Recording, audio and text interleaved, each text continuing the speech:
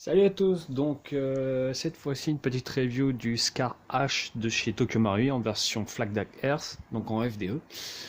Je remercie donc Taser ainsi que son ami pour m'avoir envoyé la réplique pour les réparations et pour m'avoir permis de faire la review. Donc je ne fais pas montrer la boîte, elle est dans un piteux état.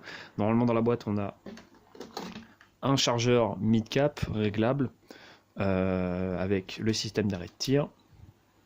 Donc on switch soit 30 coups, soit 120 coups, il me semble, ou un truc dans le genre, ou 85, je sais plus. On va avoir une notice de débourrage et nettoyage, un livret d'instructions, une tigette de chargement, donc c'est les grosses tigettes, vous connaissez, on met d'ici, on met les billes, on pousse, ça met les billes à l'intérieur. Et quelques accessoires dont je me rappelle plus trop. Donc ce petit Scar, alors j'ai déjà tiré avec un Scar L en Irak, là où j'étais.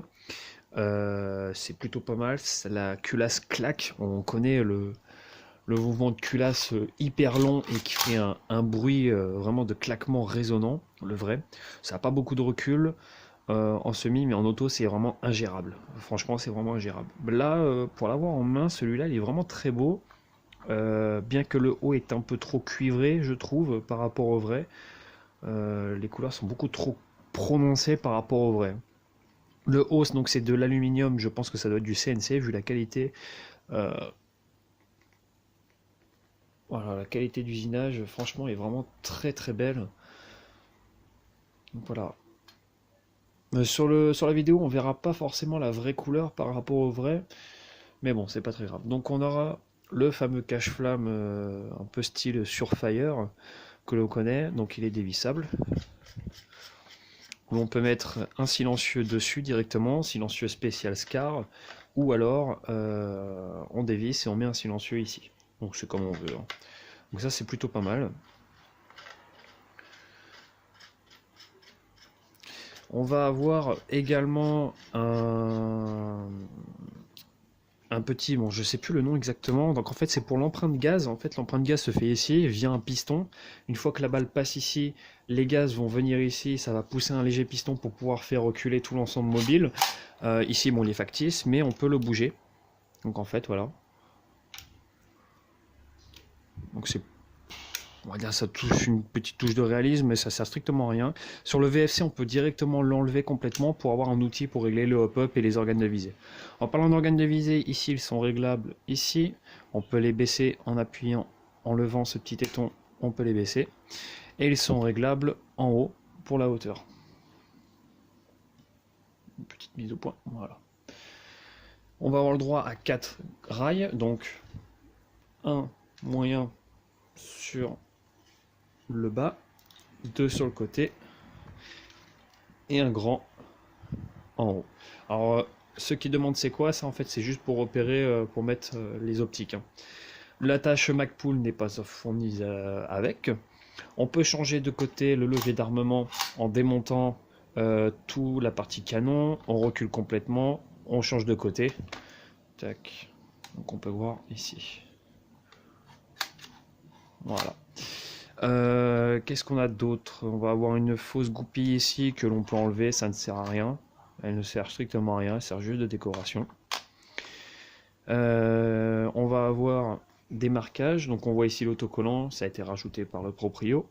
On va avoir des autocollants FN Arstal Belgium, B0897, MK17 mode 0, calibre 762 avec un numéro de série. Le bas est en polymère avec des traces de moulage ici. Bon, elles sont pas, je sais pas si on va les voir. Ouais. Traces de moulage, bon c'est pas très grave. Hein. Le puits de chargeur avec le bloc pop spécifique, le système d'arrêt de tir ici. Non, il est engagé en plus l'arrêt de tir.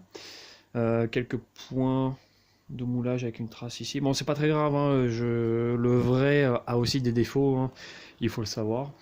On va avoir un MacCatch ambidex, donc ici et ici. Si on prend le chargeur, tac, on peut enlever et enlever de ce côté là. Tac. On va avoir un ball catch actif, donc c'est-à-dire qu'on va tirer, la dernière bille va faire lever le ball catch et le tir ne pourra plus s'effectuer. Donc c'est un système vraiment innovant. J'ai démonté toute la gearbox, c'est vraiment pas mal du tout, il fallait vraiment y penser. C'est grâce à la tapered plate, en fait il y a un espèce de trou et en fait elle vient choper une petite pièce qui vient avancer et faire lever le ball catch. Enfin, c'est vraiment un système vraiment très ingénieux, bon, Tokyo Maru en même temps. Qu'est-ce qu'on va avoir d'autre? Donc une teinte différente de la poignée et du lower. Donc c'est pas gênant du tout en soi. Normalement nous avons un organe de visée à l'arrière qui n'est pas ici. On va avoir un appui-jour réglable. Bon là il y a du scotch, je ne touche pas, c'est pas à moi, je ne touche pas. On va avoir deux attaches sangles également à l'arrière, ici et ici, ainsi que un à l'avant, d'origine, hein, et un sur le côté droit. Une crosse réglable en 6 positions, comme on peut le voir. 1, 2, 3, 4, 5, 6. Notez également que ça ressemble, alors ça c'est commun à tous les scars, ça ressemble à une botte. Si on regarde voilà, si je cache, voilà, ça ressemble un peu à une botte en fait. On a le pied qui vient là, tac. C'est un peu bizarre de dire ça, mais bon. Pour mettre la batterie, donc on va avoir aussi un passage de sangle ici, hein, que l'on peut mettre. Pour enlever la batterie, on pousse ici. On vient enlever le talon de crosse. Le talon de crosse, on voit ici top. Donc ça nous indique dans quel sens le mettre, c'est plutôt pas mal. Je mettrai la batterie après, hein. Je veux juste faire voir un petit peu le scar, quel gueule il a. Derrière nous avons toute la partie câblage, donc je vais essayer de le mettre comme ça. Tac. On va avoir toute la partie câblage, on va avoir un petit pitonio à lever. On a le câblage Tamiya, donc oui les japonais sont encore en Tamiya. Et oui, ils ne jouent qu'en 8.4 hein, généralement, ils sont pas trop en lipo d'après ce que j'ai entendu. Après je ne sais pas, je ne suis pas japonais, je n'habite pas au Japon. On va avoir la crosse qui se replie bien évidemment, en appuyant sur ce bouton. On va avoir deux crans ici, en la repliant ici. Également on va avoir le passage de câble qui se fait ici. Et quand on replie la crosse, un truc qui est pas mal, c'est que ce petit téton là va pousser les câbles, donc il va falloir l'aider aussi, hein, mais va pousser les câbles pour les maintenir vraiment correctement plaqués.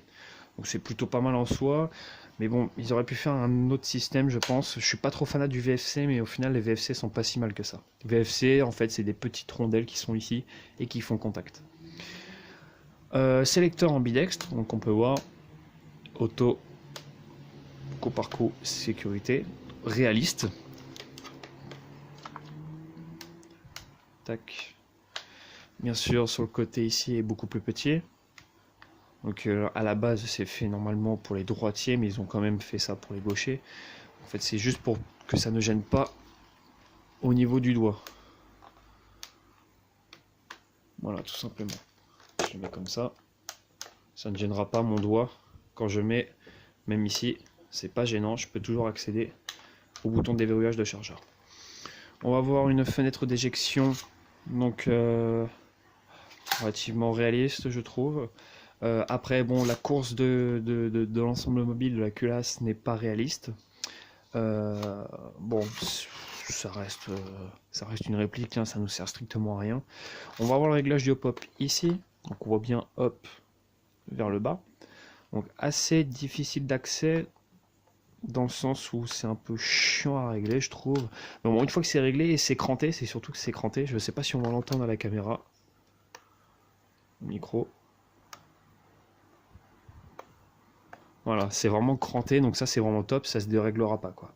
Pas comme sur les D-Boy ou VFC où la roulette avait tendance à se dérégler. On va avoir ici, alors ça a été, c'est marrant parce qu'ils ont reproduit ce système là. Ici en fait une sorte de piston qui vient amortir le choc. Bon, ça amortit rien du tout en fait, mais c'est une sorte de piston, on peut voir, tac, qui bouge, qui normalement en vrai sert à pousser la culasse en arrière, hein, tout simplement. Qu'est-ce qu'on peut dire d'autre? Bah, je pense que c'est tout. On va faire un petit test de tir quand même. Je présente vraiment rapide, hein, je vais pas faire les tests dehors. J'ai pas le temps de faire tout ça quoi. Donc là ça sera une 7.4 en 30C 1800 mAh. Elle rentre parfaitement dedans. Je crois que faut même pousser un petit peu plus. Là, on attache les deux connectiques.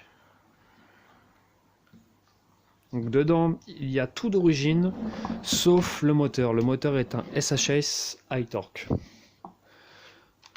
Sécurité. Coup par coup.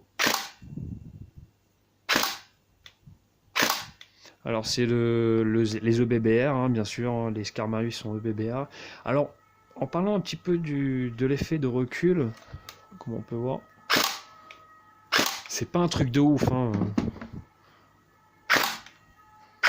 Il très saute, enfin je sais pas, pour moi ça vaut pas le coup d'acheter ça pour avoir une sensation de recul. Autant acheter un GBBR qui, une fois fiabilisé, notamment les VFC, les derniers VFC qui sont sortis, ils sont vraiment top. Là on est vraiment sur un très sautement, c'est vraiment une sensation plus que moyenne. Sur ça franchement Marui m'ont déçu.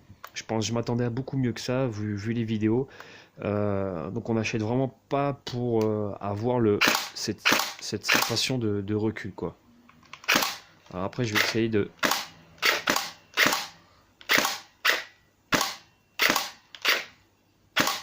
Voilà, comme on peut voir, voilà, le piston a complètement été remonté. Et en fait, le recul se fait vraiment vers la fin en fait. Tout simplement qu'il y a un système de bras ici en fait. Quand ça revient, ça va tirer le levier en arrière. La mascotte quand on va revenir, parce qu'il y a tout un système à l'intérieur, va tirer un levier en arrière et ensuite va le relâcher. Donc c'est pour ça qu'on a le cycle qui vient se faire à la fin. Donc beaucoup plus réaliste. Et ça par contre Marui ont vraiment géré sur ça. Donc le reset. Ça reste un AEG, hein. C'est pas aussi long sur un vrai ou sur un GBBR et en automatique.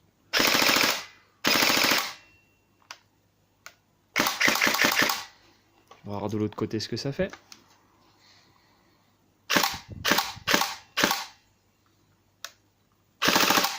Donc ça claque plutôt bien. Bah après c'est plus pour que ça soit fun, hein. Donc si on met un chargeur, je vais retourner la réplique. Si on met un chargeur, on va voir le ball catch. Tac. Et là, je ne peux plus tirer. J'enlève. Là non plus. Par contre, si j'appuie, tac, je réactive. Voilà. Donc, je vais vous faire voir un petit peu aussi le système d'arrêt de tir qui se trouve au fond. Tac. Donc, on va voir tout simplement. Tac. Je vérifie. Et là, on va voir. Vous allez voir. Tac, si j'appuie sur le ball catch, vous voyez la pièce qui descend. Tac. Tout simplement. Je vais essayer de faire voir. J'appuie. En fait, le simple levier vient appuyer ici. Tac. Vous voyez, la pièce est revenue directement en avant. Là, ici, en fait, ça accroche ici. Et en fait, la pièce va être poussée. Ce qui, en fait, va lever le ball catch. Voilà, tout simplement. Et là, par contre, si je réactive, tout simplement. Alors, bien entendu, je peux tirer à vide en tenant le ball catch, un peu comme sur les GBBR, hein. Et on voit qu'en 7.4 déjà, rien qu'en semi, avec un moteur SHS, le cycle est vraiment très très propre, hein. Je peux vraiment envoyer du lourd.